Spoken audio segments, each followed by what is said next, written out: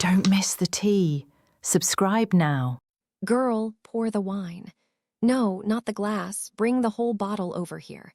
You are absolutely not going to believe the level of insanity I have been dealing with for the last month. You know I've been stressed enough with the baby coming, right? Just trying to get the nursery ready, watching every dime, trying to keep my blood pressure down. Well, the universe decided to test me. So let me set the scene. You know that massive, rotting tree in my yard?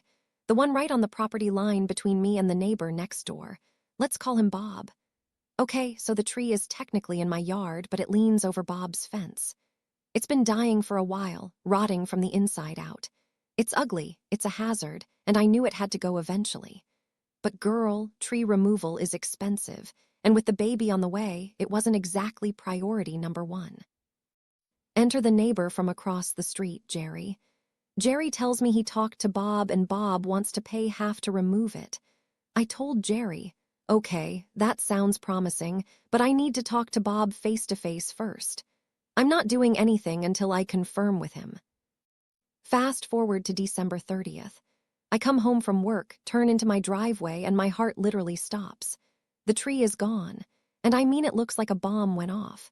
It's been hacked to pieces and dropped directly into Bob's yard. Jerry comes running over, frantic. He says he saw the tree swaying, panicked, grabbed his son-in-law and a chainsaw, and they decided to play lumberjack. What happens next will leave you speechless. I walk into the backyard to look at the damage, and I nearly fainted. It was a disaster zone. They didn't lower the branches, they just let them fall. They smashed Bob's fence. There's a huge limb crushing his barbecue pit. His boat, his literal boat, has damage, and the corner of his metal roof, dented. Just then, Bob pulls into his driveway. I wanted the earth to swallow me whole. Bob walks into his backyard, sees his boat and roof, and absolutely loses it. He starts screaming at Jerry. Jerry is backing up, promising, I fix everything. Bob storms off. I ask Jerry, how much is this costing? They say, $700. I'm broke, saving for the baby, but I felt intimidated.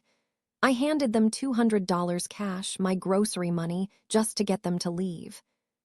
But wait, it gets so much worse. January 2nd, I finally catch Bob to apologize. I say, Bob, I am so sorry about the mess. I thought you and Jerry had an arrangement. Bob looks at me, dead in the eye, and says, arrangement? I had no idea they were cutting that tree. My blood went cold. I said, what? Jerry told me you agreed to pay half. Bob shakes his head. He never asked me about the backyard tree. I never authorized him to touch it. When I came home and saw the mess, I thought you had hired them. The plot thickens in part 3. Girl, I saw red. Jerry lied to me. He told me Bob was on board to get me to agree, and he probably planned to tell Bob I was on board to get him to pay. He played us both against the middle. I called the police, but they said it's a civil matter and wouldn't even write a report. The next day, Jerry's son-in-law calls me asking if I'm pressing charges.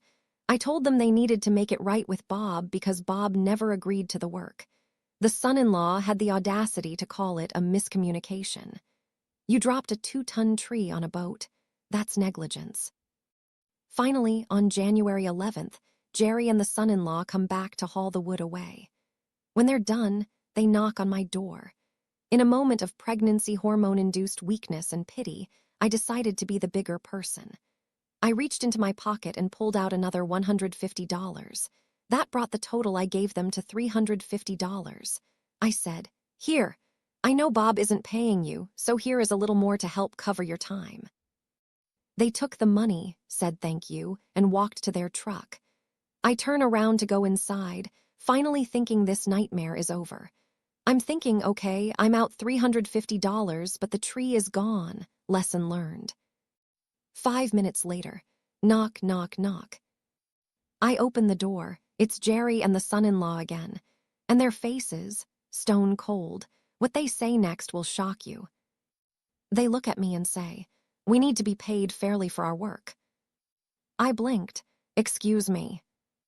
The son-in-law puffs up his chest and says, This was a $5,000 job. We saved you so much money. But since we can't get the $700 from Bob, we expect you to pay the full amount. We want the rest of the $700 from you. Actually, we should get $1,400 total since we did all the work. I felt the spirit of every angry woman in my ancestry enter my body. I looked at them and said, "Are you insane? You destroyed my neighbor's property. You lied to me about him paying half. You didn't have a contract.